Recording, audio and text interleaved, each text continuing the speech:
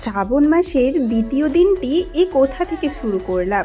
একটা ছোট্ট সুন্দর ঘর এবং চারিপাশে গাছপালায় ভর্তি সবুজে ঘেরা মাঠ। খুব সুন্দর একটি জায়গা, কিন্তু জায়গাটি সুন্দর হলেও ঘটনাটি মোটেও সুন্দর নয়। এটা হলো আমার ছেলের ডক্টর যেখানে বসে সেটা তার চেম্বারটি কিন্তু খুবই সুন্দর, তাই না? আমার ছেলের কাল থেকে শরীরটা একটু খারাপ করছে, তাই ওকে নিয়েই সকাল সকাল চলে এলাম ডাক্তারখানাতে। আর আশেপাশের পরিবেশটা খুব সুন্দর লাগছিল, তাই কিছুটা ক্যামেরা বন্দি করলাম। এইটা হলো আমার ডাক্তারখানা আসার সেই ছোট্ট পথ। যেহেতু এখন বর্ষাকাল, তাই কিন্তু চারিপাশটা এত সবুজে ঘেরা, এবং সবুজ কিন্তু আমাদের সবারই ভীষণ প্রিয়। আর শিব ঠাকুরের কিন্তু অবশ্যই বর্ষাকালের সবুজটাই খুবই প্রিয়, তাই না? আর এখানে দেখো, এই যে আমার ছেলে ওর মামার সাথে কিন্তু খেলা করছে। আমি চাকরির এই সাইড দিয়ে ওকে কিছুক্ষণ ওর সাথে কথা বলছিলাম। তো আজকের আকাশটা এরকম ছিল, মেঘলা, রোদ্দুর থাকেনি, এবং ভগবানের দর্শন করেই আমরা চলে গিয়েছিলাম ডাক্তারখানাতে। তারপর দেখুন, এখানে না খুব সুন্দর সুন্দর ফুল ফুটেছে, বর্ষাকাল তো। আর এখানে দেখুন, এই ঘরটা কিন্তু ভেঙে পড়েছে বর্ষার জন্য।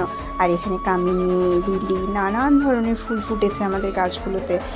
এই গাছটাতে আরও ফুল হয়, কিন্তু এই ঘরটা ওই গাছের উপর ভেঙে পড়ায় হয়নি, অনেক কম হয়েছে। আর এইখানে দেখুন, আমার ছেলেকে ওর দিদুর নিয়ে খেলা করছে।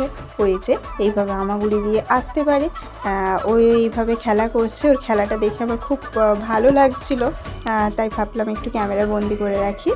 এই জিনিসগুলো আর তো কখনো ফিরে আসবে না, তাই এগুলো ইচ্ছে করে একটু ক্যামেরাতে ধরে রাখার জন্য।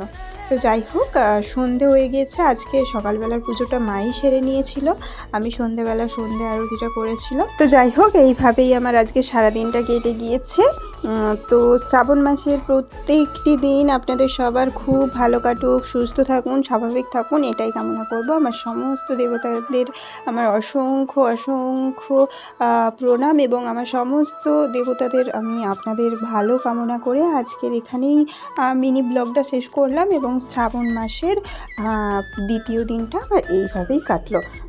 তো এরপরে যেটা বলবো সেটা হলো, এই যে এইখানে কিন্তু সন্ধেবেলা তার দিদুন আর নাতি মিলে, দুজনে মিলে কিন্তু হরিনাম চালিয়ে দুজনেই খুব নাচানাচি করছিল। এটাও আমি একটু ক্যামেরাবন্দি করেছি। যাই হোক, টাটা, আজকের মতো এখানেই শেষ করলাম। ভালো থাকবেন।